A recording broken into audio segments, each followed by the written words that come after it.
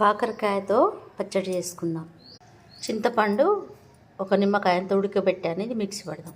ఒక మిక్సీ జార్లో ఇది 78 ml అండి. ఇది పావు కప్పు కారం, ఇందులో సగం ఉప్పు, ఎల్లిపాయలు ఇందులో వేసి మిక్సీ పట్టుకుందాం. ఇలా మిక్సీ పట్టుకోవాలి. చింతపండు మిక్సీ పట్టాను. కాకరకాయని శుభ్రంగా కడిగి తుడిచి తడి లేకుండా ఇలా కట్ చేశానండి. ఇప్పుడు స్టవ్ మీద బాండి పెట్టి ఇవి వేయించుకుందాం.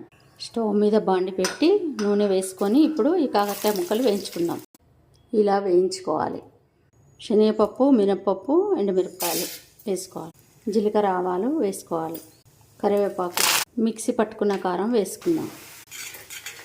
ఇందులో మిక్సీ పట్టుకున్న చింతపండు వేసుకుందాం. పసుపు, మెంతి పొడి, కొంచెం ధనియాల పొడి, కొంచెం ఇంగువ వేసుకోవాలి.